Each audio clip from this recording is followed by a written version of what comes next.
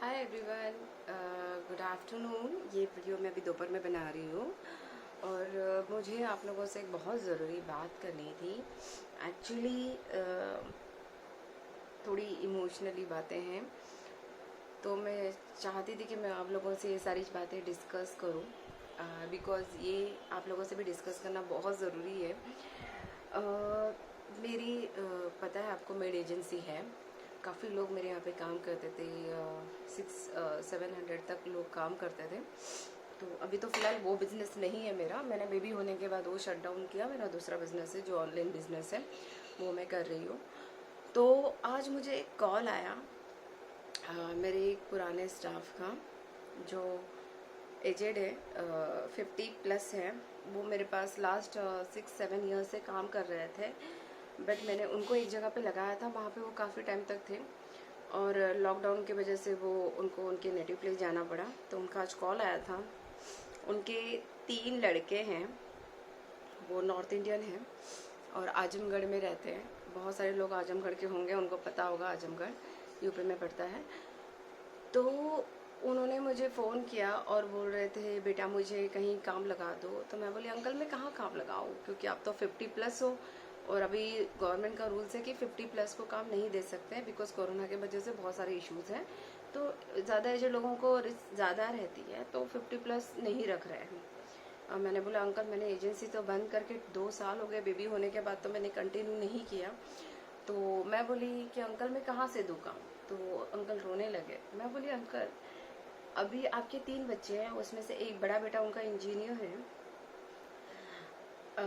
Uncle पहले से ही cook का काम करते हैं, उनको काफ़ी वैरायटीज़ की कुकिंग आती है। पर क्या हो जाता है ना, एक एज के बाद ना इंसान काम नहीं कर पाता है, तो बच्चों को समझना चाहिए। उन्होंने वो 24 आवर्स किसी के पास रह के काम करते थे और सैलरी अपने घर में भेज देते थे। उनको 3 लड़के हैं और तीनों को अच्छा खासा उन्होंने स्टडी करवाई है, बहुत अच्छे खासे पढ़े लिखे हैं। बड़े की शादी भी हो गई है, वो पढ़ा ज़्यादा इंजीनियर भी है और उसके बाद में शादी भी करवा दी। शादी करने के बाद लड़का अलग हो गया। मुझे समझ में नहीं आता है, लड़कों को ये चीज़ समझनी चाहिए कि माँ बाप ने आज उसको इस लायक बनाया है कि वो अपने पैरों पे खड़ा है। बहुत सारे लोगों बच्चे हैं जो रोड पे रहते हैं, उनको पढ़ाई नहीं होती है। तुम्हारे माँ बाप ने तुम्हें इतना पढ़ाया लिखाया कि आज तुम अपने पैरों पे खड़े हो। तुम्हारी शादी हो गई तो तुम्हें अपने माँ बाप की कोई परवाह ही नहीं है। वो अंकल इतना रो रहे थे, बेटा मैं भूखा मर जाऊंगा, मुझे कहीं तो काम। अभी ये उम्र में उनको बच्चे को उनको देखने की ज़रूरत है, ना कि वो अभी भी बच्चों को खिलाए। बाकी 2 बेटों को नौकरी नहीं है, पर मुझे समझ में नहीं आता कि कोई भी काम करो यार, लेकिन माँ बाप को खिलाओ पिलाओ। क्योंकि जब हम बच्चे थे, जब हमें बीमार होते थे, माँ बाप के पास पैसा हो नहीं हो, वो कहीं से भी अरेंज करते थे और हमें दवा पानी करते थे। ठीक है, वो हमें बीमारी में कभी छोड़ के नहीं गए हैं। जब उन्होंने अपनी सेविंग तब नहीं की, तो अब उनको ये चीज़ सोचना पड़ रहा है कि हमारा बुढ़ापा कैसे जाएगा, हम खाना नहीं खा पाएंगे। मतलब बेटे को कुछ पड़ी ही नहीं है। लिटरली उनकी हालत बहुत बहुत डिफ़िकल्ट है। बोलते हैं बेटा नहीं देख रहा है। यार ये ऐसे कैसे होता है यार। मतलब संस्कार इतने खराब हो जाते हैं कि वो ये नहीं समझते हैं कि मैं हमारे माँ बाप की रिस्पॉन्सिबिलिटी नहीं कुछ बनती है। तुम 2 रोटी खा रहे हो तो उसमें से एक अपने माँ बाप को नहीं खिला सकते हो। ये कैसी सोच है इंसानों की कि ये कौन सी जनरेशन है यार जिसे अपने माँ बाप की कुछ पड़ी ही नहीं है। उनका फ़ोन आने से ना, मैं आने के बाद मैं बहुत डिस्टर्ब हो गई, जबकि उनका मेरा कोई रिलेशन ही नहीं है। तो जिनको उन्होंने पैदा किया उन पे ये सारी चीज़ें इफ़ेक्ट नहीं हुई। इतनी इंसानियत मर गई है इनकी। उनको ज़रा भी फील नहीं हो रहा है कि मेरे माँ बाप की हालत क्या रहेगी, अभी वो कमा नहीं सकते हैं, मेरी रिस्पॉन्सिबिलिटी तब मुझे उनको खिलाना चाहिए। कुछ नहीं, वो अपनी बीबी को लेके अलग हो गया। क्यों ऐसा हो रहा है? बुढ़ापे में माँ बाप कहाँ जाएंगे? हम नहीं देखेंगे तो कौन देखेगा? बच्चों को ये सोचना बहुत ज़रूरी है कि हमारा भी बुढ़ापा आएगा, तब हमें कौन देखेगा? जो हमारे कर्म हैं, हमने उनको नहीं किया तो हमारे बच्चे भी हमारे नहीं करेंगे, क्योंकि वो सब देख रहे हैं। कि वो देख रहे हैं मेरे दादा दादी का नहीं कर रहे हैं, तो हम इनका क्यों करेंगे? नहीं करेंगे डियर। आप ये सोच लो कि आपने अपने माँ बाप का नहीं किया है तो आप लोगों का भी कोई नहीं करने वाला है। अब मुझे इतना ये हो गया कि मैं उनको क्या काम दूँ। ऐसे मतलब ना, जो मेरे पास काम कर रहे थे, जो उनकी उम्र तब थी काम करने की, अब नहीं है, वो सारे लोग मुझे फ़ोन करके बोल रहे हैं बेटा नहीं देख रहा है, कि किसी माँ का फ़ोन आ रहा है, मैं क्या करूँ, मुझे कुछ काम दे दो, बेटा मार रहा है। यार ये आज जनरेशन क्यों ऐसा सोच रही है, मुझे समझ में नहीं आ रहा। 2 वक्त की रोटी आप अपने माँ बाप को नहीं खिला सकते हो।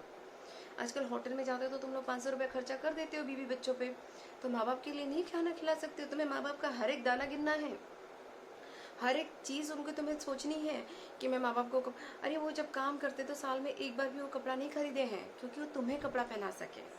जब उन्होंने इतने कष्ट अपने बच्चों के लिए झेले तो अब उनको बैठ के खाने की ज़रूरत है, ना कि काम करने की।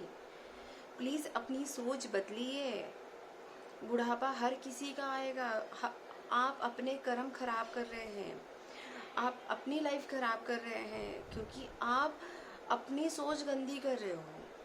माँ बाप को खिलाना मतलब बोझ मत समझो माँ बाप को। तुम आज उनको बोझ समझ रहे हो, कल तुम किसी पे बोझ बन जाओगे। तुम अच्छे संस्कार नहीं दे रहे हो अपने बच्चों को तो जाके तुम अपने माँ बाप को नहीं देख रहे हो। तुम कितना भी बच्चों को इंग्लिश मीडियम में पढ़ाओ, कितना भी अच्छा खिलाओ, लेकिन जो देख रहा है ना वो सीख रहा है बच्चा। तो प्लीज़ अपने बच्चों को भी अच्छे संस्कार दो और अपने माँ बाप को ऐसी हालत मत करो कि वो मतलब ना बद्दुआ दें आप लोगों को। प्लीज़ अपने माँ बाप के लिए सोचो और ये नौबत मत आने दो कि माँ बाप को सोचना पड़े कि बच्चे पैदा करे कि नहीं करे। बच्चों पे जो खर्चा करेंगे वही भाई सेविंग करे और अब हम लोग हस्बैंड वाइफ खाएं। प्लीज़ ऐसा मत करो क्योंकि मुझे ये चीज़ें बहुत डिस्टर्ब कर रही है। मैं भी बहू हूँ, मैं भी किसी की बेटी हूँ, पर मैं यही चीज़ सोचती हूँ क्योंकि मैं अच्छा बोऊँगी तो अच्छा उगेगा। अगर मैं अपने सास ससुर का करूँगी तो ही मेरे बच्चे मेरा करेंगे, नहीं भी करे तो ऊपर भगवान देख रहा है, वो अच्छे फल ही देगा। अच्छी सोच रखो और अपने माँ बाप के लिए करो। मुझे पता नहीं आज नींद आएगी कि नहीं, क्योंकि मुझे ऐसे बच्चे जब दिखते हैं ना कि जो अपने माँ बाप का नहीं करते, मुझे बहुत चिढ़ होती है, बहुत गुस्सा भी आता है कि कोई माँ बाप का कैसे छोड़ सकता है यार। ये नहीं सोचते हैं कि जवानी तक उन्होंने जितना खर्चा किया ना वो अपने बुढ़ापे तक सेविंग खा सकते हैं, पर वो नहीं करते, वो अपने बच्चों का ही सोचते हैं। तो यार प्लीज़ कोई भी, मैं आप लोगों से सबको हाथ जोड़ के रिक्वेस्ट कर रही हूँ कि प्लीज़ कोई अपने माँ बाप के साथ ये नहीं करे। जो भी मेरा वीडियो देख रहा है प्लीज़ आप लोग कोई भी अपने माँ बाप के साथ ऐसा नहीं करना जो ये बच्चे लोग अपने माँ बाप के साथ कर रहे हैं। अब मुझे देखना है कि मैं उनको काम दे पाऊँगी कि नहीं, क्योंकि मैं एजेंसी बंद कर चुकी हूँ और मुझे बहुत बुरा लग रहा है। जो सुबह फ़ोन करके वो इतना रो रहे थे कि बेटा मुझे कहीं काम लगा दो, मैं इस तरह से नहीं दे सकता हूँ, मुझे अपनी बीबी को खिलाना है। यार प्लीज़ गाइस, प्लीज़ कोई अगर ऐसा कर रहा है तो उसको भी समझाने की कोशिश कीजिए कि अपने माँ बाप के साथ ऐसा नहीं करे। क्योंकि देखो, जिसका कोई नहीं है ना वो अनाथ आश्रम में जाके रह सकते हैं। जो स्वाभिमानी लोग हैं ना वो अनाथ आश्रम जाना नहीं प्रिफेयर करेंगे क्योंकि वो चाहते हैं ना कि हम कमा के खा लेंगे।